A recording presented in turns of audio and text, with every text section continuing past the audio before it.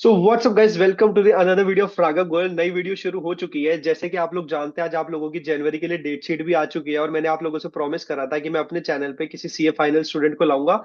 तो आज हमारे साथ है सीए अंशिका जायसवाल, जो कि आपके लिंक्डइन पे एज अ सीए दीदी जाने जाते हैं, जिनके 5,000 प्लस फॉलोअर्स हैं और 4 लाख प्लस इंप्रेशन है। तो आज हम इनसे पूरा आपके लिए जो जनवरी की स्ट्रेटेजी है वो मैं आपको इनसे लेके देने वाला हूँ, because as a final student वो आपसे बहुत ज्यादा एक्सपीरियंस है और वो आपको बता सकते हैं कि कैसे आपने इस पूरी जर्नी में चलना है और क्या क्या स्टेप्स को आपने ध्यान रखना है, जिससे लाइक आप अपनी जर्नी सारी फर्स्ट अटेम्प्ट में एस कर सकते हो। तो सबसे पहले मैं कहना चाहूंगा, हेलो, इंट्रोडक्शन उनका एक बेसिक सा लेते हैं, क्या उनकी एकेडमिक जर्नी जर्नी रही है और कैसे सारा है। So yes, can you please give a basic introduction about yourself. Charlie Raghav. So, hello everybody.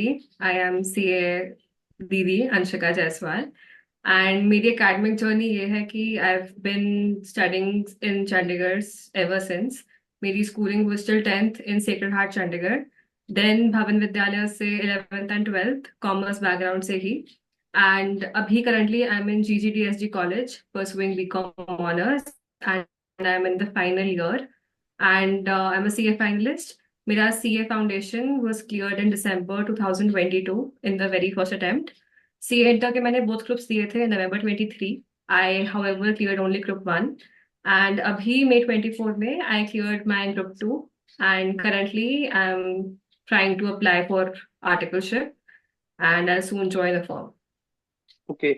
सो इसमें मेरा एक बेसिक सा क्वेश्चन रहेगा, स्टूडेंट्स का डाउट रहता है सीए के साथ उन्हें रेगुलर बीकॉम करनी चाहिए या फिर ओपन लर्निंग ज्यादा बेस्ट है आपके अकॉर्डिंगली।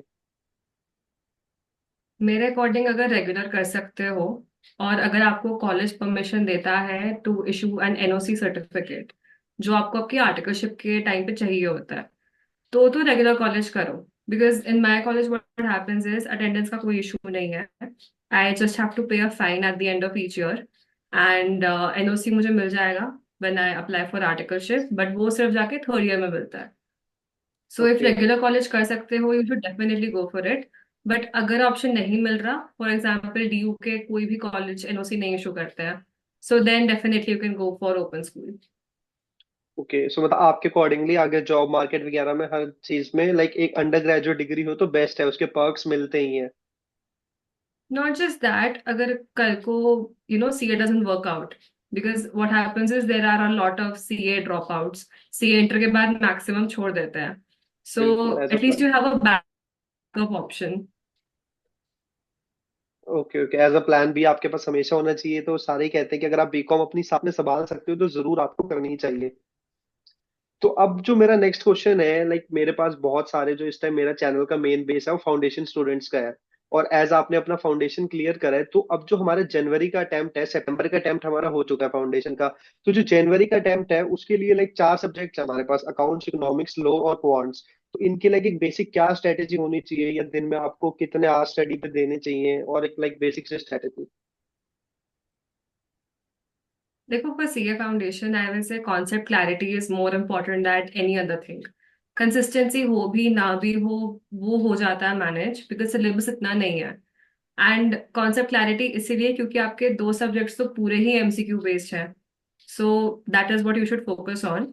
अगर मैं सब्जेक्ट वाइज बात करूं तो देखो जो कॉमर्स बैकग्राउंड का है उसके लिए तो all the three subjects other than law are easy कि वो कर लेगा. लेकिन जो नॉन कॉमर्स बैकग्राउंड वाले हैं आई विल से कि you have to start with clarity. सबसे बेसिक चीज है आपके लिए. Accounts among the four subjects is the most easiest. मेरे खुद 75 मार्क्स आए थे जब मैंने सिर्फ एक ही महीना लगाया था अकाउंट्स पे. So I think accounts is the easiest. फिर आपका लॉ आता है जिसके अंदर आपको सबसे ज्यादा मेहनत करने की जरूरत होती है because you have to write the bare act. You have to understand the bare act. इसीलिए उसमें सबसे ज्यादा रिटन प्रैक्टिस की जरूरत होती है.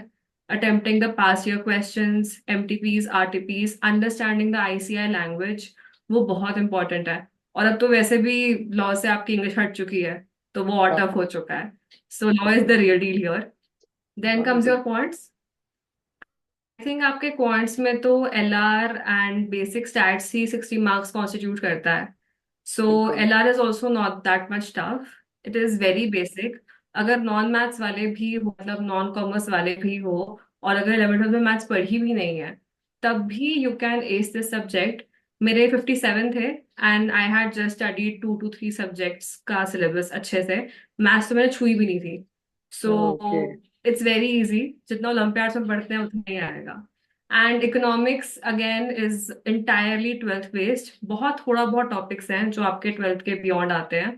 एंड कॉन्सेप्ट क्लैरिटी अच्छी हो, आपने अच्छे से सब फंक्शंस को समझा हो इकोनॉमिक्स के, यू कैन डेफिनेटली येस। मेरे खुद उसमें 67 या 63 इतने कुछ मार्क्स थे। ओके।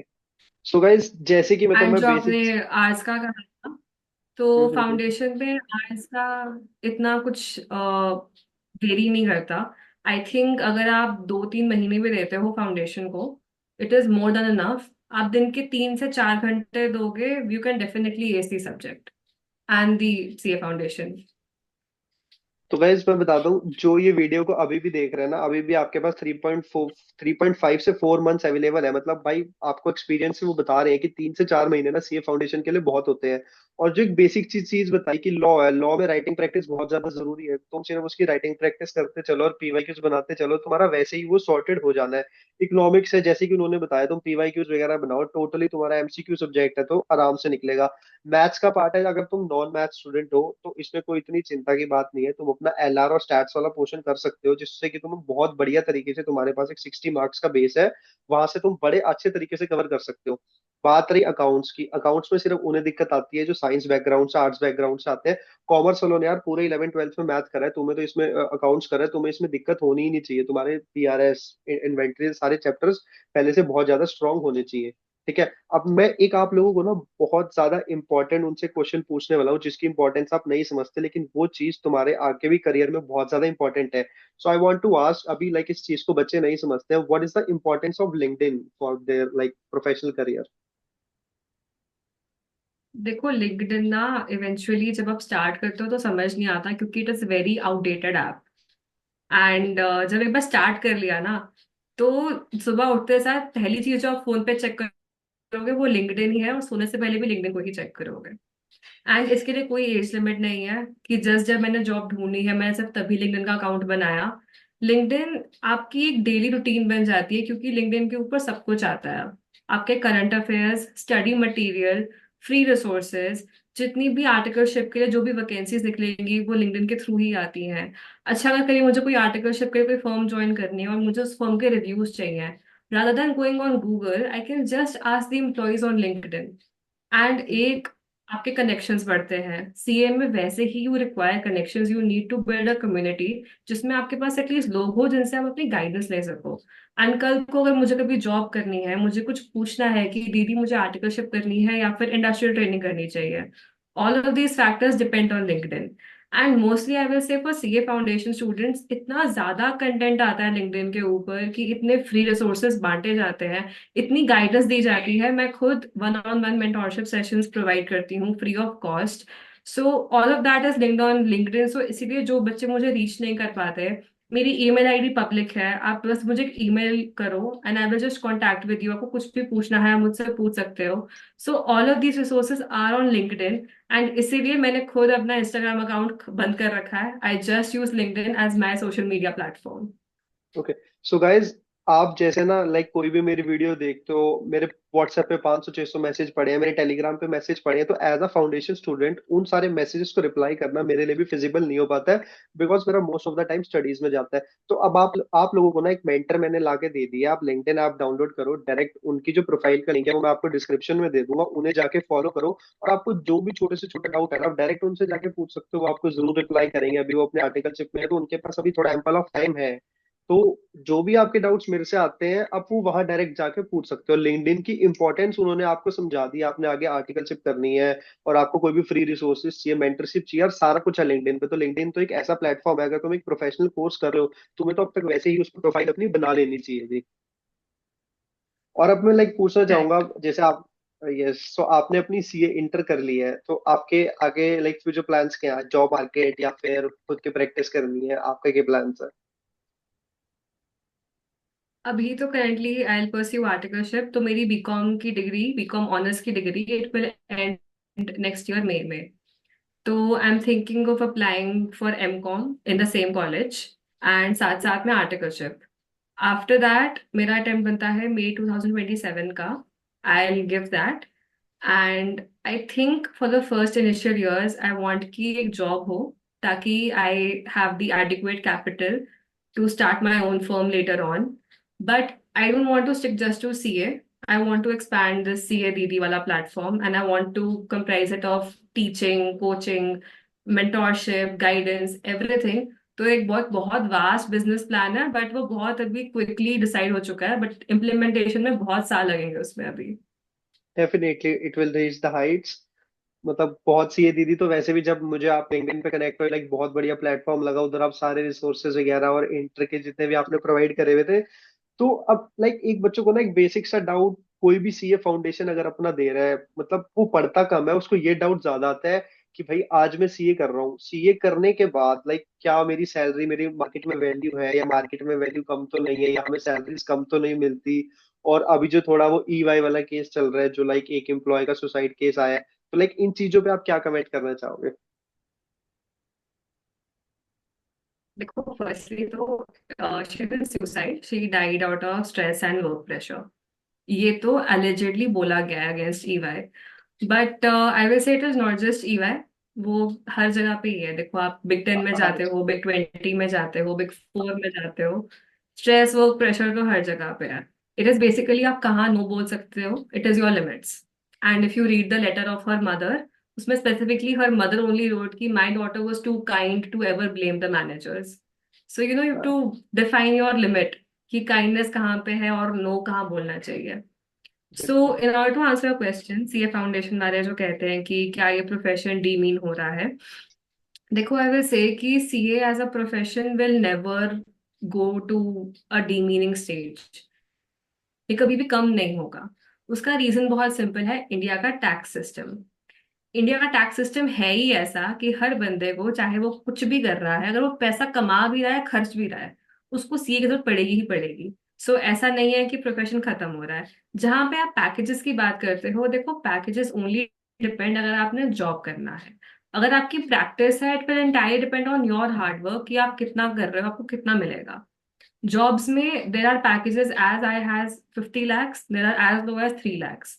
तो वो ultimately depends on your calibre, your number of attempts, your qualities, आप कैसे सीए बनते हो।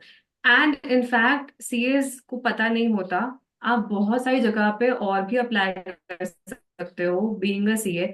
You can even be an advocate in NCLT. वहां पर तो आपकी सैलरी ही करोड़ों में होगी। And there are lot of things, you can start your own business. जो बोट कंपनी के जो सीईओ हैं वो खुद एक सीए हैं। सो देर आर बिल्कुल। लॉट ऑफ थिंग्स, आप सब कुछ कर सकते हो। But eventually you have to decide on your self कि आपको क्या चाहिए लाइफ से। अपना प्रैक्टिस चाहिए, जॉब चाहिए, क्या चाहिए, वो आपके ऊपर है। बिल्कुल गाइज, मैं भी तुम्हें यही कहता हूँ कि जो लोग फाउंडेशन वाले मेरे से ये पूछते हैं ना कि आगे हमारी क्या भाई सैलरीज इस जॉब में है या नहीं है, क्या है, कहीं जॉब डीमीन तो नहीं हो रही है, तो यार तुम तो भी पढ़ाई पे फोकस करो, इन सारी चीजों को छोड़ दो। जॉब जो तुम्हारी है ना कभी भी वेस्ट नहीं होने वाली। और CA as a degree, like भाई वो इमोशन है। जब तुम्हारे नाम के आगे सीए लगेगा ना, तो तुम्हें यार वैसी, मतलब तुम्हारे पास बहुत सोर्सेज है अर्न करने के, सिर्फ ऐसा नहीं कि तुम जॉब में ही जा सकते हो। लाइक एक बार सीए तुम बन जाओ, उसके बाद तुम्हारे पास एंडलेस अपॉर्चुनिटीज है, एंडलेस।